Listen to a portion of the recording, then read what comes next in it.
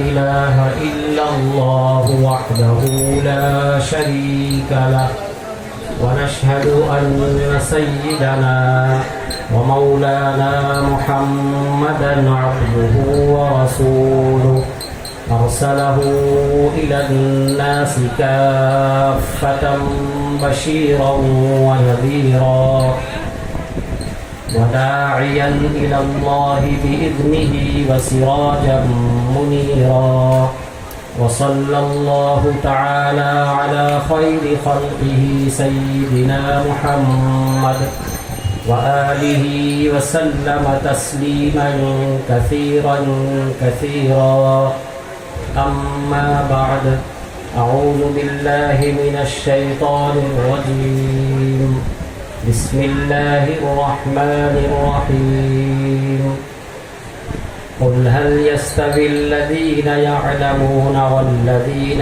لا يعلمون إنما يتذكر أولو الألباب صدق الله العظيم.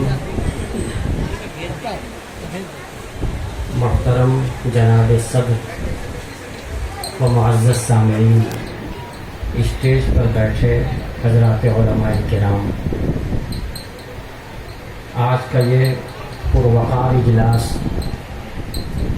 بہت ہی بابرکت اور بہت ہی خوشی اپنے اندر لیے ہوئے ہے، کیونکہ جن بچوں نے محنت کر کے امتحان دے کر کے اچھے سے اچھے نمبرات حاصل کیے ہیں، جہاں انہوں نے بہتر سے بہتر نمبرات حاصل کیے ہیں، وہیں آج انہیں بہتر سے بہتر انعامات بھی عطا کیے گئے ہیں، اور وہ بھی معزز علماء کرام کے ہاتھوں.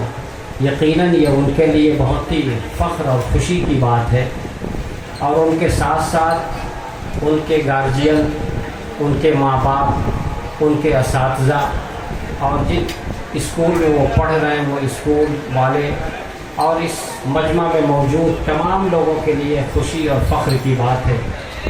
بلکہ اس سے آگے بڑھ کر کہا جائے تو پورے تیلنی پاڑا والوں کے لیے خوشی اور فخر کی بات ہے کہ اس علاقے کے یہ بچے اور بچیاں، انہوں نے محنت کر کے اچھے سے اچھے نمبرات حاصل کیے، جس کے نتیجے میں انہیں یہ انعامات دیے گئے، وہ انعامات سے نوازے گئے. اور جن لوگوں نے یہ پروگرام کیا وہ خاص طور سے میری طرف سے مبارکباد کے قابل ہیں کہ انہوں نے بہت ہی بے سر و سامانی میں بھی اتنا بڑا پروگرام کر لیا اور اتنے بڑے انعامات سے نوازے انہوں نے.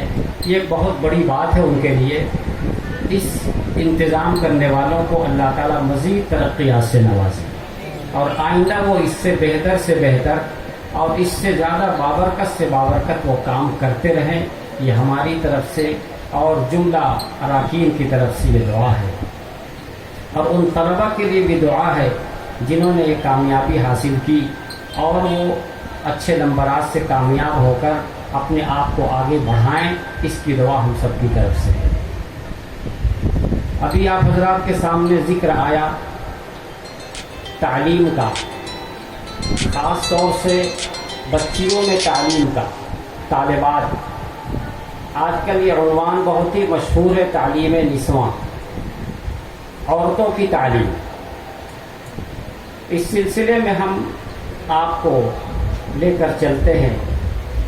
جناب رسول اللہ صلی اللہ علیہ وسلم نے تعلیم کے سلسلے میں جو کچھ ارشاد فرمایا ہے اور جتنا زور دیا ہے، جتنا اہتمام فرمایا ہے، جتنی تاکید کی ہے، جب آپ احادیث پہ نظر ڈالیں گے تو آپ کو محسوس ہوگا کہ سرکار دو عالم صلی اللہ علیہ وسلم نے تو تعلیم پہ بہت زیادہ زور دیا ہے اور اس کے سلسلے میں بہت ہی تاکید آپ نے فرمائی ہے. عملی طور پر اپنے سامنے لوگوں کے ذریعے بہت سے کام آپ نے کروائے. ان ساری چیزوں کو اس تھوڑے سے وقت میں تو نہیں پیش کیا جا سکتا، لیکن اس کی کچھ جھلکیاں ضرور پیش کی جا سکتی ہیں. ہم امید کریں گے کہ آپ اسے بغور سنیں گے اور اس کی طرف توجہ دیں گے. خاص طور سے بچیاں وہ بھی اس کی طرف توجہ دیں گی، ان کے گارجین بھی اس کی طرف توجہ دیں اور ان کو آگے بڑھانے کی بھرپور کوشش کریں، اس پہ خوب محنت کریں۔ اسلام میں حجاب اور پردہ یہ نہایت ہی اہم ہے اور قرآن کریم کی روح سے یہ فرض ہے۔ اس حجاب اور پردے کے ساتھ تعلیم حاصل کرنا نہ صرف یہ کہ ممکن ہے بلکہ یہ واقع ہے اور اس طرح ہوتا آیا۔ خاص طور سے حضرات صحابیات رضوان اللہ علیہم، ان حضرات کے ہاں دیکھیے حجاب کا، پردے کا بھی پورا اہتمام ہے، ذرہ برابر کوئی کمی نہیں ہے۔ اس کے باوجود علم حاصل کرنے میں بھی کوئی دشواری اور کوئی کمی نہیں پیش آئی۔ ہم اس سلسلے میں سیدہ عائشہ صدیقہ بنت صدیق رضی اللہ تعالی عنہما، ان کو ہم مثال میں پیش کرتے ہیں۔ سیدہ عائشہ ام المؤمنین رضی اللہ تعالی عنہا جناب رسول اللہ صلی اللہ علیہ وسلم کے اس دنیا سے تشریف لے جانے کے بعد اس دنیا میں تقریباً وہ 47 برس رہیں، کہنا چاہیے نصف صدی وہ رہیں، اور ان کی زندگی کا یہ حصہ تعلیم و تدریس میں گزرتا رہا۔ آپ تاریخ اٹھا کر دیکھیں تو آپ کو پتہ چلے گا کہ حضرت عائشہ رضی اللہ تعالیٰ عنہ کا یہ معمول تھا کہ فجر کی نماز کے بعد آپ اپنے معمولات سے فارغ ہونے کے بعد جس حجرے میں رہتی تھی اس حجرے کا دروازہ کھولتی، اس میں پردہ پڑا رہتا تھا۔ آپ کے دروازہ کھول دینے کا مطلب لوگ سمجھ جاتے تھے کہ اب آپ اپنے مسند پر امی جان بیٹھ گئی ہیں، اب درس کا سلسلہ شروع ہوگا۔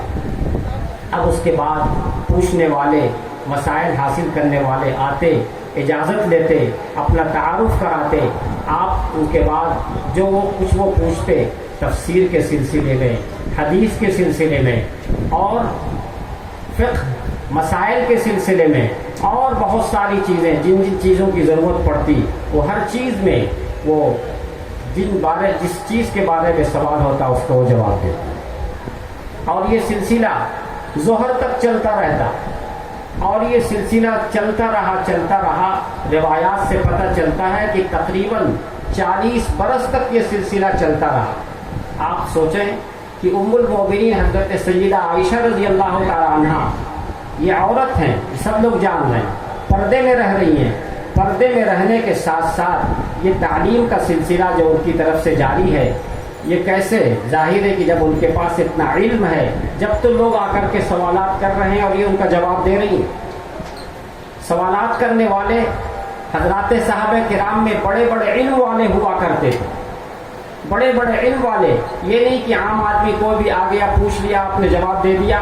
بڑے بڑے اہل علم جب وہ کسی مسئلے میں اٹکتے، کہیں دشواری ہوتی، کوئی اشکال پیش آتا تو آپ کے پاس حاضر ہوتے، آپ کے سامنے رکھتے اور آپ فوراً اس مسئلے کو حل کرتے۔ یہ اس چیز کو اس لیے ذکر کیا جا رہا ہے، یہ سمجھ میں آئے کہ ایسا نہیں ہے کہ لوگ یہ سمجھیں کہ علم صرف مرد ہی حاصل کر سکتے ہیں، عورتوں کا حصہ اس میں نہیں ہے۔ یاد رکھیے کہ علم کا مقصد عمل ہے، اور عمل تو دونوں کو کرنا ہے، مردوں کو اور عورتوں کو دونوں کو کرنا ہے۔ جب دونوں کو کرنا ہے تو علم بھی دونوں کو حاصل کرنا چاہیے، اور دونوں میں کوئی تفریق نہیں ہونا چاہیے۔ جتنا حق مردوں کو علم حاصل کرنے کا ہے اتنا ہی حق عورتوں کو بھی علم حاصل کرنے کا ہے۔ دونوں کو اس سلسلے میں محنت کرنا چاہیے، اور تاریخ بتاتی ہے کہ محنت کرنے والوں نے محنت کر کے اس میں کامیابی حاصل کی ہے، کامیابی حاصل کی ہے۔ اب اس سے آگے چلتے ہیں، عورتوں کے علم کا اندازہ ہو